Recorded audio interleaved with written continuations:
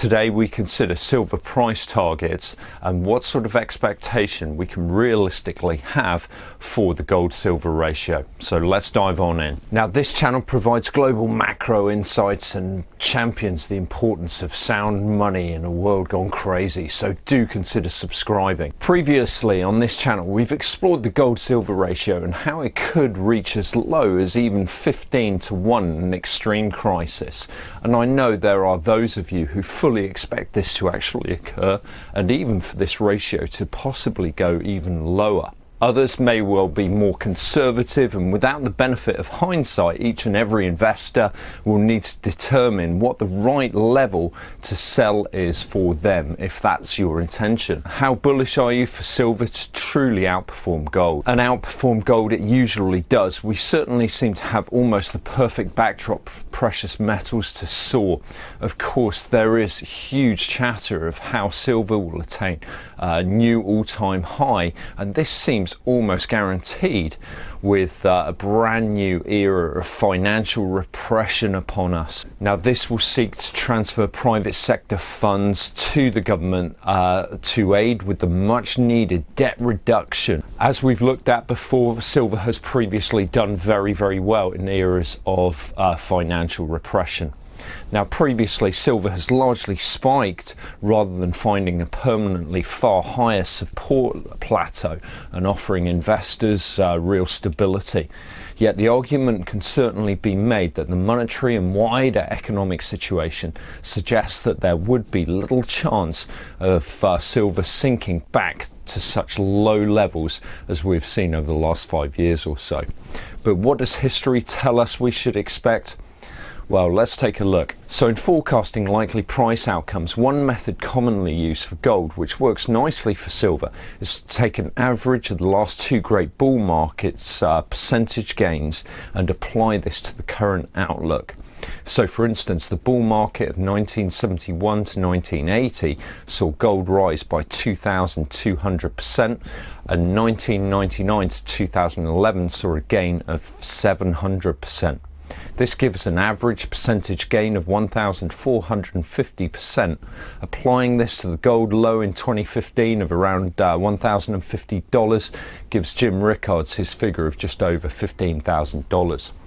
Meanwhile, for silver, the period 1971 to 1980 saw the metal gain 2,658%, while the period 2001 through to 2011 saw silver gain 1,074%.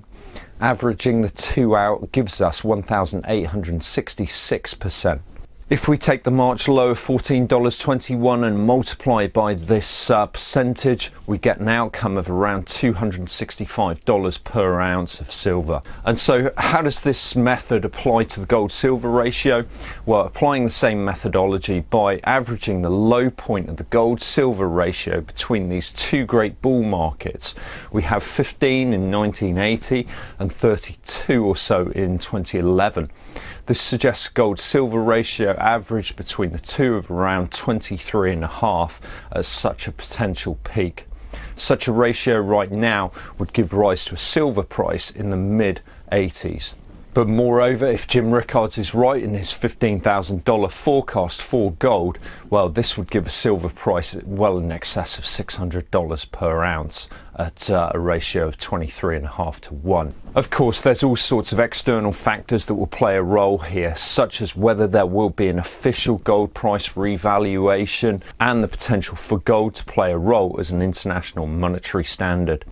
And some of you will inevitably be more bullish, gold or silver, depending upon your vantage point. But both metals are set to gain handsomely, and here we are just interpreting the raw historical information to give us a perspective on what we can likely expect in the future. And the chart gives us a little more information. Drawing a trend line on the low points for the last 20 years can give us a gold-silver ratio of around 22 to 1 by 2025. It's by 2025 Jim Rickards expects gold to be worth $15,000 an ounce.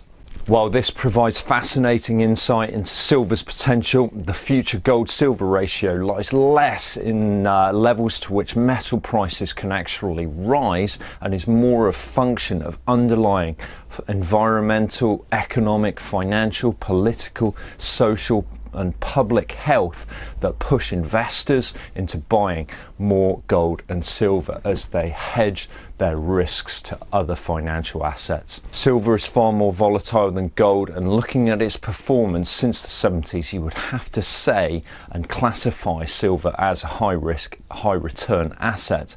But many point to the fact that it is the most undervalued commodity, particularly when you consider the mined rate of around 8 to 1 and a ratio after industrial demand is stripped away at just 2.5 ounces of silver to 1 ounce of gold. Furthermore, the dramatic build-up of economic imbalances since the 1970s means that silver believers anticipate a catastrophic failure of the global financial system, where the ratio could once again return to that 15 to 1 threshold or so. But when you consider selling, there's certainly a number of key factors you need to consider. Firstly, and most importantly, what are you selling your real money for? You certainly won't want to sell for rapidly inflating fiat currency in most circumstances unless you are trying to pay off debt. We're rapidly moving into an era where hard assets seem so much more likely to exceed the performance of paper assets. Secondly, that you really want to sell into strength. Adopting the approach of selling a percentage of your holding at separate price targets makes a good deal of sense to myself. As an example, this could include selling a 25% percentage at 40 to 1, a further 25% at 30 to 1, and so on. But you will need to determine your own targets here, and this is of course dependent upon how bullish you remain. Now, an alternative approach to using the gold-silver ratio and ensuring that you trade into hard assets could be that you actually want to trade your silver into gold when that ratio hits 50 or 40 if you're feeling more bullish, and you turn your silver towards gold.